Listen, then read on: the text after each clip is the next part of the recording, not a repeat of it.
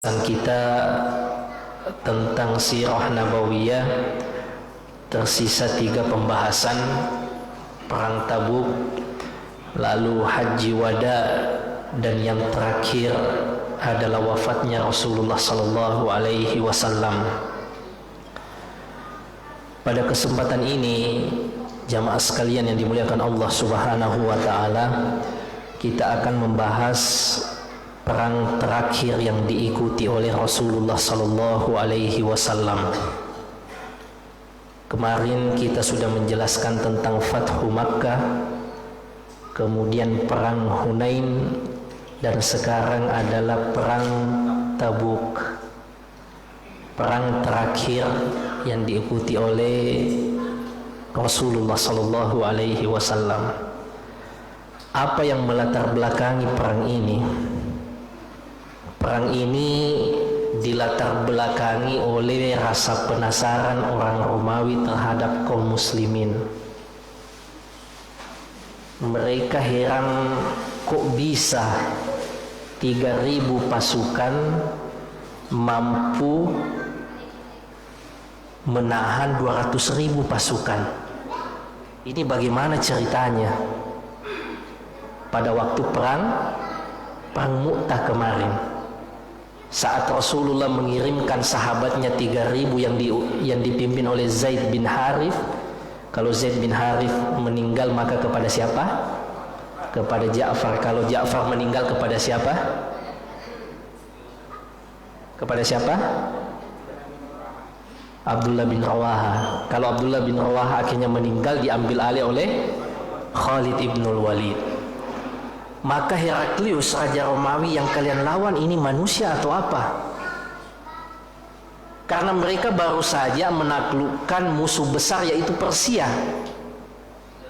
Sehingga saat itu Romawi betul-betul menjadi negara yang tidak ada tandingannya. Dulu masih ada yang imbangi, ada Persia. Persia pun sudah ia kalahkan. Tahu-tahu ternyata mereka diserang oleh kaum muslimin yang hanya 3.000 jumlahnya, sementara mereka sudah menyiapkan 200.000. Mereka bisa ditahan, diimbangi. Bahkan lebih banyak korban yang jatuh dari orang Romawi. Sahabat Rasulullah sallallahu yang gugur hanya belasan orang. Maka Heraklius menyiapkan pasukan besar untuk menyerang kota Madinah. Ini yang membuat penduduk kota Madinah, bahkan seluruh orang Arab, ketakutan, jamaah sekalian. Yang akan menyerang ini Romawi, negara paling besar, negara yang memiliki militer paling kuat saat itu. Maka semua orang Arab, baik penduduk kota Madinah maupun selain penduduk kota Madinah, semuanya khawatir, ketakutan, jamaah sekalian. Termasuk sahabat-sahabat Rasulullah sallallahu alaihi wasallam, setiap ada suara yang aneh mereka bertanya, apakah itu sudah serangan dari orang-orang Romawi? Bahkan Rasulullah sallallahu alaihi wasallam sudah tidak tidur bersama dengan istrinya memikirkan bagaimana ke depan ini. Umar ibn Khattab itu, beliau kan punya teman, punya sahabat dari kalangan orang Ansor, itu ganti-gantian pergi ke majelis ilmunya Rasulullah. Kalau Umar berhalangan, maka ia utus sahabatnya ini, nanti ia salin catatannya, ia ambil ilmu dari sahabatnya ini kalau sibuk. Kalau Umar yang pergi, giliran sahabat ini yang kemudian belajar pada Umar. Segitunya dulu sahabat belajar, jamaah sekalian. Pada suatu waktu Umar terhalang untuk pergi belajar, maka giliran orang Ansor ini belajar kepada Rasulullah. Lalu kemudian Umar bertanya, apa kejadiannya? Apakah orang Romawi sudah dekat? Kata sahabat ini, lebih besar dari itu. Rasulullah sallallahu alaihi wasallam sudah menceraikan istri-istrinya. Orang-orang menganggap bahwa Rasulullah sudah menceraikan istri-istri, karena Rasulullah tidak tinggal lagi bersama dengan istri-istri, saking beliau pikirkan bagaimana caranya menyelamatkan kota Madinah ini. dari serbuan pasukan paling besar saat itu. Maka Rasulullah Shallallahu Alaihi Wasallam mengambil inisiatif, kita yang serbu mereka. Daripada kita tak gantung terus, kita yang tidak jelas nasibnya, maka kita yang ngambil inisiatif untuk menyerang mereka. Sehingga diumumkan siapa-siapa yang ingin berangkat ikut ke Tabuk, maka silakan mendaftar. Dan saat itu jamaah sekalian, ada 30.000 sahabat Rasulullah Sallallahu Alaihi Wasallam yang siap berangkat ke Tabuk.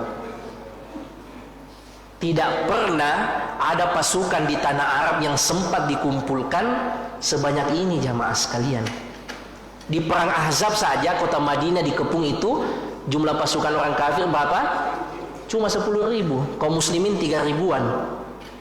Nah ini di Tabuk, perang terakhirnya Rasulullah pada tahun ke-9 Hijrah ini, 30.000 sahabat Rasulullah Sallallahu Alaihi Wasallam yang siap untuk pergi berperang. Akan tetapi jamaah sekalian, ada masalahnya. Masalahnya apa? Masalahnya Madinah lagi krisis finansial. Tidak ada uang, tidak ada logistik. Kalau kita sekarang krisis minyak sama solar, katanya orang mamanya pergi antri minyak goreng, bapaknya pergi antri solar. Waliyadzubillah. Dulu saat itu Madinah lagi krisis finansial, logistik kurang, sementara ini adalah ekspansi besar-besaran, perjuangan besar-besaran. Ada 30.000 orang yang akan pergi berjuang, tetapi tidak ada finansial, tidak ada logistik. Karena saat itu jamaah sekalian, puncak-puncaknya musim panas. Kurma itu kan dipanen 1 kali setahun, dan itu di ujung musim panas. Nah ini orang baru tunggu panen, sementara Rasulullah Sallallahu Alaihi Wasallam mengajak untuk berperang. Dan ini betul-betul ujian bagi sahabat-sahabat Rasulullah Sallallahu Alaihi Wasallam. Puncak-puncaknya musim panas, tidak ada logistik di rumah, karena kurma itu kan ditabung, disimpan selama setahun. Otomatis karena dekat panen, kurma yang tersisa ini sedikit, karena baru akan panen lagi. Yang kedua jamaah sekalian, ini juga menjadi ujian bagi sahabat Rasulullah, terutama orang-orang Ansor, untuk meninggalkan kebun-kebun mereka yang bisa jadi gagal panen jamaah sekalian. Kemudian Rasulullah Sallallahu Alaihi Wasallam mengumumkan kepada sahabat-sahabatnya, man jahaza jaisyal usra falahul jannah. Siapa yang mempersiapkan, menyumbang pasukan yang lagi kesusahan ini, maka baginya surganya Allah Subhanahu wa ta'ala. Maka berlomba-lomba sahabat Rasulullah Sallallahu Alaihi Wasallam. Ada Abdurrahman bin Auf dengan 200 keping emasnya, ada Umar ibnul Khattab dengan setengah hartanya, yang ia sudah merasa sudah mengalahkan Abu Bakar, tetapi ternyata Abu Bakar menyusul dengan seluruh hartanya. Sampai Rasulullah Sallallahu Alaihi Wasallam sendiri heran, faman abqaita li ahlik, fama abqaita li ahlik. Apa yang kau sisakan untuk keluargamu? Maka kata Abu Bakar, abqaitu lahum Allah wa rasulah. Saya sisakan untuk mereka Allah dan Rasulnya. Ini kedermawanannya Abu Bakar yang luar biasa. Bahkan sebelum masuk Islamnya jamaah sekalian, sudah terkenal dengan kedermawanannya. Dan kedermawanan ini diwariskan oleh 2 putrinya, yaitu Aisyah dan Asma. Makanya Urwah bin Zubair mengatakan, saya tidak pernah melihat orang yang paling dermawan selain daripada ibu dan bibiku. Kalau Aisyah itu kumpulkan, nanti banyak disumbangkan semua. Kalau Asma, setiap ada yang datang langsung keluar juga. Dan ini mereka warisi dari kedermawanan dari kedermawanan bapaknya jamaah sekalian. Ternyata Abu Bakar datang dengan seluruh hartanya. Utsman bin Affan radhiyallahu taala anhu datang dengan 1.000 dinar. Yang satu dinarnya itu 4,25 gram. Emas sekarang berapa? Mungkin sudah sekitar 1 jutaan ya. Iya, berarti kurang lebih 4,25 juta kali 1.000, 4,25 miliar. Baru kemudian ambil 900 ekor untanya. Yang untuk ukuran kita sekarang adalah mobil-mobil sederhana seperti Avanza mungkin dan yang lainnya. Dan ia mengambil 100 ekor kuda terbaiknya, yang untuk ukuran kita sekarang mobil-mobil mewah, yang mungkin seperti Pajero lah dan yang lainnya. Coba bayangkan infaknya Utsman bin Affan. Maka Rasulullah sallallahu alaihi wasallam mengatakan, "Ma darra li Utsman ba'da ma fa'alahu al-yaum." Tidak akan ada lagi yang bisa memudaratkan Utsman atas apa yang ia lakukan hari ini. 3 kali Rasulullah sallallahu alaihi wasallam melakukan sayembara berhadiah surga, selalu menantunya ini yang terdepan jamaah sekalian. Pada waktu awal hijrah, kaum muslimin kesulitan air minum. Tidak ada yang bisa diminum. Karena di Madinah ini ada sumur, tetapi pemiliknya orang Yahudi, namanya Bi'rul Rumah. Anehnya lagi, orang Yahudi ini kalau orang non muslim yang ambil air dipersilahkan, tapi kalau orang Islam harus bayar dengan harga yang mahal. Maka sahabat-sahabat Rasulullah sallallahu alaihi wasallam datang melapor kepada Rasulullah, "Ya Rasulullah, wahai Rasulullah, kami butuh air. Tapi sayangnya yang punya Bi'rul Rumah itu adalah orang Yahudi. Kalau untuk kami harus bayar mahal, kalau untuk orang di luar kita cuma-cuma." Maka kata Rasulullah sallallahu alaihi wasallam, "Man ishtara bi'ra rumah," siapa yang membeli sumur itu kemudian mewakafkan pada kaum muslimin, maka baginya surga. Ternyata Utsman menantunya ini yang pergi beli jamaah sekalian dan mewakafkannya untuk kaum muslimin. Laqad ishtaraituhu wa anfaqtuhu lil muslimin. Saya sudah beli ya Rasulullah dan saya wakafkan untuk kaum muslimin. Kemudian pada tahun ke-6 Hijriyah, menjelang Hudaybiyah atau Umratul Hudaybiyah, Masjid Nabawi terasa sudah sempit. Masjid Nabawi yang awalnya dibangun 100 hasta kali 100 hasta, kurang lebih 50 meter kali 50 meter itu sudah terasa sempit oleh sahabat-sahabat karena sudah banyak kaum muslimin. Maka harus diperluas. Kebetulan ada lahan yang mau dibebaskan. Maka kata Rasulullah sallallahu alaihi wasallam, "Man istara buqa'ata ali fulan linuziduha fil masjid falahul jannah." Siapa yang beli lahan si fulan ini yang di samping masjid ini, lalu kemudian ia wakafkan untuk kaum muslimin, untuk kita jadikan ia bagian dari masjid, maka baginya surganya Allah Subhanahu wa ta'ala. Ternyata yang pergi beli lagi-lagi Utsman bin Affan. "Laqad istaraituha wa anfaqtuha lil muslimin ya Rasulullah." Saya sudah beli ya Rasulullah dan saya wakafkan untuk kaum muslimin. Coba bayangkan pahalanya Utsman. Orang sholat saja di Masjid Nabawi, yang kata Rasulullah, "Sholatun fi masjidi hadza khairun min alfi sholatin fi ma siwahu illa fi masjidil Ka'bah." Sholat di masjidku ini lebih afdol, lebih utama dari 1000 kali sholat di tempat yang lainnya kecuali di Masjidil Haram. Nah, ini Utsman bukan sekedar sholat lagi di Masjid Nabawi, tetapi ada lahannya di situ, ada kaplingnya di situ, yang setiap satu orang sholat di situ jamaah sekalian sampai sekarang. Maka bagaimana amal jariahnya? Kemudian pada tahun ke-9 Hijrah ini, di Perang Tabuk ini, ia memberikan harta terbaiknya untuk kaum muslimin dipakai berjuang. Maka kata Rasulullah sallallahu alaihi wasallam, tidak akan ada lagi yang memudaratkan Utsman atas apa yang telah dilakukannya hari ini. Sahabat yang mulia Utsman bin Affan radhiyallahu taala anhu. Lalu ada orang-orang yang tidak pernah merasakan capeknya berjuang, tidak mengeluarkan hartanya, lalu ia mencederai kehormatan Utsman bin Affan. Sahabat sekaligus menantu Rasulullah, satu-satunya menantu Rasulullah yang memperistri 2 orang anak Rasulullah sallallahu alaihi wasallam.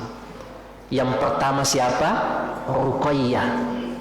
Ruqayyah sakit pada saat perang Badar, kemudian ia wafat, kembali lagi dinikahkan oleh Rasulullah dengan Ummu Kulthum. Nanti juga kemudian Ummu Kulthum meninggal, kata Rasul, sekiranya saya masih punya anak perempuan lagi maka saya akan nikahkan dengan Utsman. Saat di masa kepemimpinan beliau orang tidak senang, orang-orang Khawarij ditambah dengan orang-orang Syiah. Abdullah bin Saba yang orang Yahudi melihat bahwa persatuan kaum muslimin ini merupakan kekuatan utamanya. Maka untuk mengalahkan kaum muslimin harus dipecah. Ia mengangkat satu sahabat Rasulullah yang lain dan menjatuhkan yang lainnya. Ia membuat gerakan di Kufah dan Mesir bersamaan saat sahabat-sahabat senior sebagian pergi berjuang berperang, sebagiannya pergi berhaji, dan sisa khalifah yang ada di Madinah mereka mengepung kota Madinah. Jamaah sekalian, Utsman bin Affan radhiyallahu taala anhu kemudian mengatakan kepada mereka, saya pernah mendengar Rasulullah sallallahu alaihi wasallam bahwa darah seorang muslim itu tidak boleh tumpah kecuali karena 3 hal. Yang pertama, orang yang sudah menikah dan ia berzina. Yang kedua, orang yang murtad. Dan yang ketiga, orang yang membunuh orang lain. Sementara kata Utsman, tidak ada satupun dari 3 ini yang saya lakukan. Saya tidak pernah berzina, kata Utsman. Jangankan setelah Islam, sebelum Islam pun saya tidak pernah mendekati zina. Yang mana di masa jahiliyah zina ini sesuatu yang biasa. Jangankan zinanya, pernikahannya saja sudah rusak, jamaah sekalian. Namun kata Utsman, jangankan berzina setelah menikah, sebelum Islamku saja saya tidak pernah dekati zina. Kemudian kata Utsman bin Affan, saya setelah masuk Islam tidak pernah meninggalkan agama Rasulullah sallallahu alaihi wasallam, dan saya tidak pernah membunuh satu nyawa pun. Ini kemuliaan sahabat yang mulia Utsman bin Affan, jamaah sekalian. Akan tetapi namanya fitnah, namanya musibah, namanya huru-hara, beliau dibunuh dalam keadaan berpuasa dan mengaji.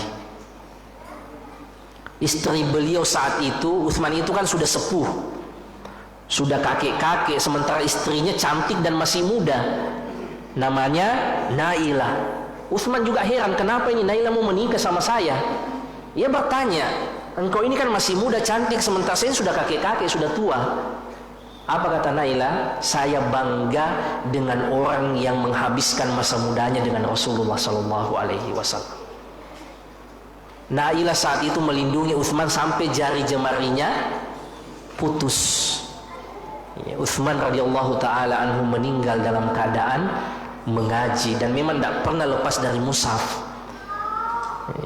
Tidak pernah lepas dari mushaf, dan beliaulah sahabat yang meriwayatkan hadis Rasulullah, khairukum man ta'allamal Qur'an wa 'allamah. Yang terbaik di antara kalian adalah siapa yang belajar Quran dan mengajarkannya. Orang bertanya, kenapa tidak pernah engkau lepas dari mushaf wahai Utsman? Kata Utsman, hadza mubarakun, ini adalah kitab yang penuh berkah, dibawa oleh orang yang penuh dengan keberkahan, yaitu Rasulullah sallallahu alaihi wasallam. Setiap kali Utsman melihat kuburan, jamaah sekalian, beliau menangis terseduh-seduh sampai kemudian jenggotnya basah. Sahabat bertanya, kenapa wahai Utsman, kalau kita bahas di majelis tentang surga dan neraka tidak menangis ji, tapi giliran lihat kuburan engkau justru menangis terseduh-seduh sampai jenggotmu basah. Kata Utsman, saya pernah mendengar Rasulullah sallallahu alaihi wasallam bersabda, bahwa kuburan ini adalah gerbang pertama dari akhirat. Siapa yang selamat di alam kuburnya, maka apa yang ada setelahnya fama ba'dahu aisar, lebih mudah lagi baginya. Akan tetapi siapa yang sudah gagal di alam kuburnya, maka apa yang setelahnya lebih besar lagi, lebih berat lagi. Makanya kata Utsman, ini yang membuat saya ketakutan, karena inilah penentu kita nantinya alam kubur ini. Kalau kita bisa sukses, bisa selamat di alam kubur, maka setelahnya kata Rasulullah lebih mudah. Makanya saya menangis. Dan itulah memang tujuannya orang berziarah kubur, supaya kita tahu bahwa kita juga akan meninggal. Makanya doa yang disunnahkan pada saat berziarah kubur apa? Assalamu alayka ahla diyari minal mu'minin antum sabiqun wa inna insyaallahu bikum lalahikun. Keselamatan bagi kalian penghuni kubur ini dari kalangan orang-orang yang beriman. Kalian telah mendahului kami, dan kami insya Allah akan menyusul kalian. Itu tujuannya orang ziarah kubur, supaya kita, oh ternyata kita juga akan seperti kakek kita, kita akan seperti ayah kita akan menyusul. Ini permasalahan waktu saja, supaya kita tidak terlalu cinta dengan dunia ini, karena pasti akan ditinggalkan. Sekarang orang pergi ziarah kubur malah tambah cinta dengan dunia, pergi minta-minta di kuburan, pergi minta rezeki ke kuburan, pergi minta sama kakeknya supaya lulus PNS. Sekiranya kakeknya saja masih hidup, belum tentu ia bisa bantu. Maka bagaimana lagi setelah meninggalnya, jamaah sekalian? Mereka yang butuh doa kita, mereka yang butuh untuk dikirimkan pahala, jamaah sekalian, supaya kita ingat ternyata kita juga akan meninggal. Utsman bin Affan radhiyallahu taala anhu, ternyata jamaah sekalian yang berkontribusi bukan cuma sahabat-sahabat Rasulullah sallallahu alaihi wasallam yang kaya raya. Bahkan yang miskin sekalipun semuanya datang dengan harta terbaik yang mereka miliki. Ada yang datang dengan satu sok, ada yang datang dengan satu mud, satu genggam kurma. Karena itulah yang mereka miliki, jamaah sekalian. Dan Rasulullah sallallahu alaihi wasallam menerima semua itu. Dikomentari oleh orang-orang munafik. Melihat sedekahnya Utsman, Abu Bakar, Umar, Abdurrahman bin Auf, mereka mengatakan inna ma fa'alu haula riya wa sum'ah. Mereka semua lakukan itu karena mau dibilang. Melihat sahabat Rasulullah yang datang dengan sedikit kurma, hanya 1 genggam 1 kilo, mereka mengatakan innallaha ghaniyun an sadaqati haula. Allah maha kaya dari sedekah yang tidak ada artinya sedikit seperti itu. Jadi tidak bisa orang selamat dari orang munafik. Banyak dikomentari, sedikit apalagi. Dikasih ikut perang bikin masalah, tidak dikasih ikut perang juga bikin masalah. Nah, ini bahayanya orang munafik, jamaah sekalian. Banyak komentarnya, tetapi giliran disuruh kerja tidak bisa apa-apa. Nah, ini watak orang munafik. Ada sahabat Rasulullah sallallahu alaihi wasallam, Khalid ibnul Walid. Ia tersenyum melihat ada sahabat yang datang dengan sedikit kurma, dengan hanya 1 genggam kurma. Ia tersenyum, tapi tersenyumnya itu dimaknai sebagai meremehkan. Maka Rasulullah sallallahu alaihi wasallam marah besar dan mengatakan, la tasubbu ashabi. Itulah sababul wurudnya, jamaah sekalian. Jangan engkau hina sahabatku. Lau anfaqtum mithla Uhudin dhahaba, sekiranya kalian menginfakkan emas sebesar gunung Uhud, ma balagha mudda ahadihim wala nasifahu, tidak sampai, tidak sama dengan 1 genggam kurma yang mereka infakkan, bahkan setengahnya pun tidak seimbang, tidak sama. Karena Rasulullah tahu bahwa Khalid ini sahabat, bahkan menjadi pemimpin pada perang Mu'tah. Dan begitu model muamalah Rasul. Kalau sahabat senior, sahabat yang utama melakukan kesalahan, maka langsung ditegur keras. Tapi kalau orang munafik, Rasulullah biarkan. Karena Rasulullah memang, kau ini memang orang munafik. Rasulullah tidak pukul rata orang. Kalau orang munafik yang sembarang dia bilang, Rasulullah cenderung biarkan karena memang orang munafik. Tapi kalau sahabat sekali bersiapa Khalid yang melakukan kesalahan, maka Rasulullah akan tegur keras.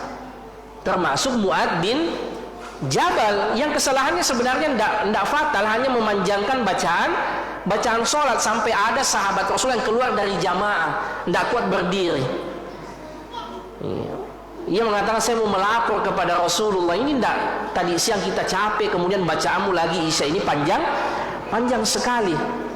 Maka dihadapkanlah pada Rasulullah, maka Rasulullah marah sama Mu'adz. Afatanun anta ya Mu'adz, apakah engkau ingin membuat fitnah wahai Mu'adz dengan bacaanmu yang sangat panjang? Rasulullah keras tegurannya terhadap Mu'adz karena Mu'adz ini sahabat senior. Bahkan kata Rasulullah, alamu fi ummati bil halali wal haram, umatku yang paling tahu yang mana yang halal dan yang mana yang haram. Yang kata Rasulullah, kelak saat orang dibangkitkan, Mu'adz bin Jabal adalah pemimpinnya para ulama. Di hari kebangkitan nanti ulama semua dikumpulkan dan pemimpinnya adalah Mu'adz bin Jabal. Tetapi karena yang melakukan kesalahan ini adalah sahabat yang paling tahu yang mana yang halal dan yang mana yang haram, maka Rasulullah menyikapi dengan keras, termasuk Khalid tadi. Beda kalau sahabat-sahabat dari orang Badui mau kencing dalam masjid sekalipun Rasulullah tidak marah. Rasulullah katakan siram, sudah biarkan, karena memang begitu keadaannya, latar belakangnya memang berbeda. Rasulullah marah kepada Khalid ibnul Walid karena beliau tersenyum melihat sedekah sahabat-sahabat Rasulullah yang sedikit itu.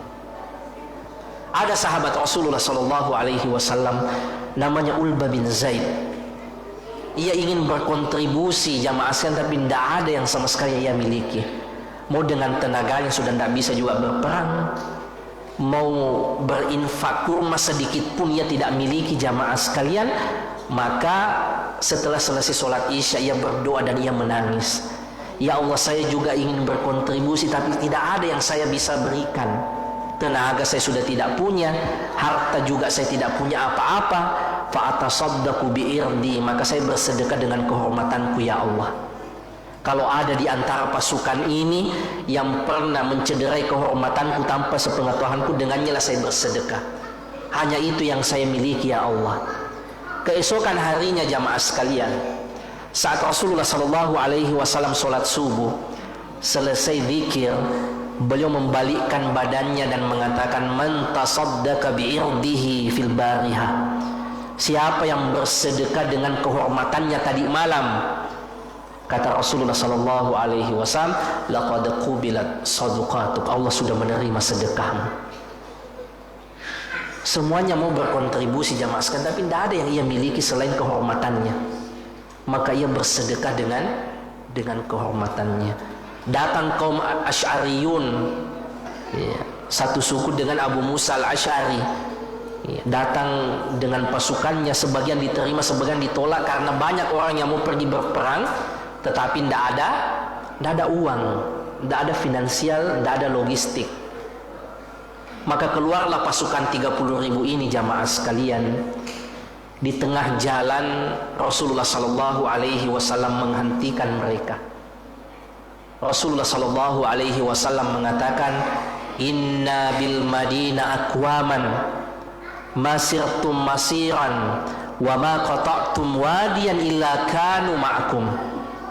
Kata Rasulullah, ada orang-orang di Madinah, sekarang ada di Madinah, tidaklah lembah demi lembah yang kalian lewati atau jarak demi jarak yang telah kalian lalui, kecuali mereka mendapatkan pahala seperti pahala kalian. Maka sahabat bertanya, hum bil Madinah ya Rasulullah, apakah mereka ada di Madinah tidak ikut capek seperti kita, tapi mereka mendapatkan pahala seperti kita? Ini di puncak musim panas, kemudian harus meninggalkan kebun-kebun kurma yang terancam gagal panen. Jarak Madinah ke Tabuk itu bukan 1-2 kilo jamaah sekalian, tapi lebih 700 kilo.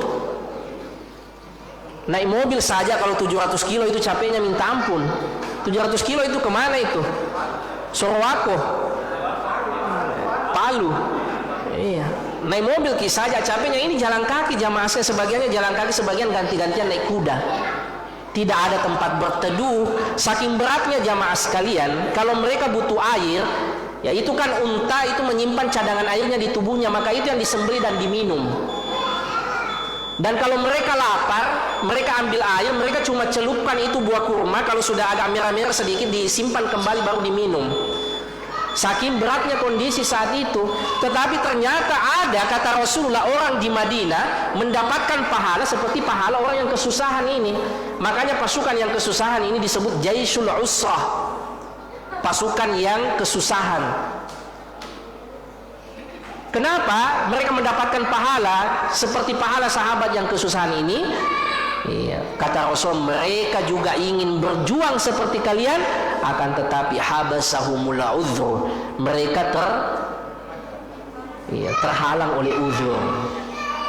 Inilah pentingnya jamaah sekalian, kita selalu membangun niat yang baik. Kalau kita sudah komitmen, sudah bertekad dengan niat yang baik, kalaupun tidak terjadi, insya Allah pahalanya sudah sampai di sisi Allah. Yang tidak boleh itu hanya sekedar lintasan-lintasan hati saja. Yang katanya nanti malam mau bangun sholat malam, tapi begadang juga baru tidak nyalakan alarm. Ini yang begini tidak dapat pahala. Ya sekedar lintasan hati saja, muka bangun nanti malam sholat deh, tapi begadang juga baru dia tidak nyalakan alarm. Ini kan artinya bukan tekad, sekedar lintasan hati. Sama sahabat tadi, semuanya mendaftar ikut berperang, tapi karena tidak ada peralatan, tidak ada finansial yang mencukupi, akhirnya mereka ditolak oleh Rasulullah Sallallahu Alaihi Wasallam. Ada beberapa sahabat yang terlambat jamaah sekalian. Ada namanya sahabat Abu Haythama. Abu Haythama ini sahabat yang punya 2 orang istri. Tidak tahu juga kenapa di hari keberangkatan sahabat-sahabat Rasul, dia lagi enak-enak di rumah bersama dengan istri-istrinya. Sahabat sudah berangkat, ia akhirnya berpikir, kok saya zolim begini ya? Rasulullah bersama dengan sahabat-sahabat lagi berjuang, sementara saya enak-enak di sini makan dengan istri-istriku. Maka ia langsung mengambil perbekalannya dan menyusul Rasulullah Sallallahu Alaihi Wasallam. Baru dari kejauhan dikatakan para sahabat, ya Rasulullah, rajulun ya'ti atau rajulun muqbil, ya Rasulullah, ada orang yang mendekat ke arah kita, ya, seperti satu titik yang terus mendekat. Kata Rasul, kun Abu Haythama, yang datang itu adalah Abu Haythama. Ternyata setelah dekat betul Abu Haythama. Ini diantara dalailun nubuwah, kemukjizatan Rasulullah Sallallahu Alaihi Wasallam. Ada juga sahabat yang mulia, Abu Dzar Al-Ghifari. Abu Dzar Al-Ghifari ini sebenarnya star bersama dengan kaum muslimin, tetapi untanya itu tidak bisa jalan, lambat sekali jalan, tak kalah tinggalkan untanya baru dia jalan kaki. Sama jini, tak kalah dia tinggalkan untanya baru jalan kaki. Maka dikatakan lagi pada sahabat Rasulullah, ya Rasulullah, rajulun muqbil, ada lagi ya Rasulullah yang mendekat. Maka kata Rasulullah Sallallahu Alaihi Wasallam, kun Abu Dzar, yang datang itu adalah Abu Dzar. Setelah mendekat, ternyata betul Abu Dzar Al-Ghifari. Maka saat itulah Rasulullah Sallallahu Alaihi Wasallam mengatakan kepada Abu Dzar, rahimakallahu ya Abu Dzar, semoga Allah merahmatimu wahai Abu Dzar. Aslam tawahdak wa tamshi wahdak wa satamutu wahdak wa sawfa tub'atsu wahdak. Semoga Allah merahmatimu wahai Abu Dzar, engkau berislam sendiri tanpa didakwahi, engkau juga berjalan menyusul pasukan sendiri, kelak engkau akan meninggal juga sendiri wahai Abu Dzar, dan engkau dibangkitkan oleh Allah Subhanahu wa taala dalam keadaan sendiri juga. Abu Dzar ini masuk Islam tanpa didakwahi jamaah sekalian. Ia pangeran dari suku Ghifar. Maka orang Quraisy paling takut kalau suku Ghifar ini masuk Islam. Saat Abu Dzar datang ke Mekah, langsung orang-orang Quraisy mengatakan, jangan sekali-kali engkau mendengar perkataan Muhammad ini, penutup telinga, tutup telingamu. Kemudian Abu Dzar orang yang cerdas mengatakan, kalau apa yang disampaikan Muhammad ini benar, untuk apa saya tutup telinga? Tapi kalau saya mendengar dan ternyata tidak benar, untuk apa saya ikuti? Saya kan ini bukan orang bodoh. Akhirnya ia justru penasaran dan mencari sendiri yang mana rumahnya Muhammad Sallallahu Alaihi Wasallam. Kemudian kebetulan yang ia temui adalah Ali, diantar oleh Ali, dan kemudian ujungnya nanti berislam. Dan ia menyusul pasukan ini sendiri. Kelak kata Rasulullah sallallahu alaihi wasallam, ia pun akan meninggal dalam keadaan sendiri, dan itu terjadi di masa Utsman bin Affan radhiyallahu taala anhu. Saat sudah terjadi konflik di antara kaum muslimin, maka Abu Dzar menarik dirinya ke gunung tinggal bersama keluarganya. Dia tidak mau sibuk dengan urusan politik, dengan urusan fitnah yang tersebar di tengah kaum muslimin di masa Utsman radhiyallahu taala anhu. Dengan masuknya orang-orang Khawarij, Utsman kemudian di gunung dibekali oleh Amirul Mukminin Utsman dengan beberapa ekor kambing. Ia tinggal di sana menyendiri jamaah sekalian bersama dengan keluarganya. Dan ternyata di sana ia kemudian meninggal, dan sebelum meninggal ia berpesan, nanti jenazah saya dibawa ke pinggir jalan yang biasa dilalui oleh kafilah haji yang datang dari Irak, dari Baghdad. Maka beliau meninggal, dibawa jenazahnya ke pinggir jalan, bertepatan dengan itu lewat kafilah haji. Istrinya kemudian mengatakan, ini adalah jenazah sahabat Rasulullah sallallahu alaihi wasallam. Maka pemimpin kafilah haji ini langsung lompat dan melihat, dan ia menangis dan menciumnya dan mengatakan, sadaqa Rasulullah fika ya Abu Dzar. Sungguh benar apa yang dikatakan Rasulullah tentangmu wahai Abu Dzar. Ternyata pemimpin kafilah haji ini adalah Abdullah bin Mas'ud yang ikut dulu di perang Tabuk dan mendengar perkataan Rasulullah itu. Terjadi sekitar belasan atau 20 tahun setelah Rasulullah mengucapkan itu jamaah sekalian. Ya, karena memang ada orang tipikal begitu. Dia tidak terlalu senang berbaur. Ya, biasanya senang menyendiri, tidak bisa dipaksakan, memang karakter orang beda-beda. Seperti sahabat Abu Dzar, kata Rasulullah, engkau senang menyendiri, berislam sendiri, menyusul pasukan sendiri, meninggal juga nanti dalam keadaan sendiri. Wa sawfa tub'atsu wahdak, dan kelak engkau akan dibangkitkan juga dalam keadaan sendiri.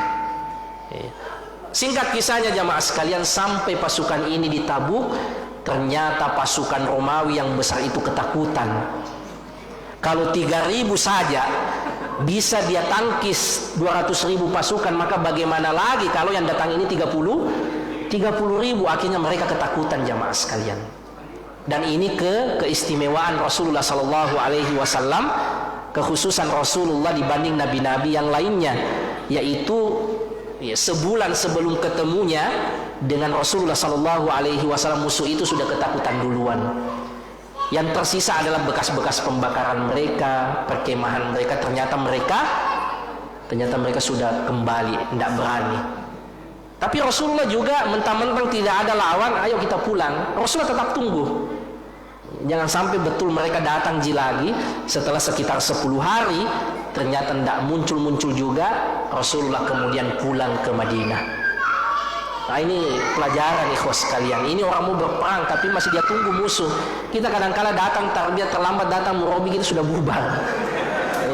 Atau datang taklim, terlambat datang ustadznya sudah bubar. Ini Rasul pergi berperang ikhwah, yang tidak ada lawan, Rasul masih tunggu sampai 10 hari, jangan-jangan dia datang. Tapi ternyata sudah tidak muncul. Rasulullah kembali ke Madinah, kemudian nanti haji wada, dan tidak lama setelah itu Rasulullah sallallahu alaihi wasallam wafat alaihi salatu wassalam. Saya kira ini ikhwas sekalian tentang perang Tabuk. Insyaallah pekan depan kita bahas tentang haji wada, haji terakhir, haji pertama dan haji terakhir Rasulullah sallallahu alaihi wasallam. Mudah-mudahan ada manfaatnya. Wassallallahu ala nabiyina Muhammad wa ala alihi wa sahbihi wasallam. Wa akhiru da'wana alhamdulillahi rabbil alamin. Wassalamu alaikum warahmatullahi wabarakatuh.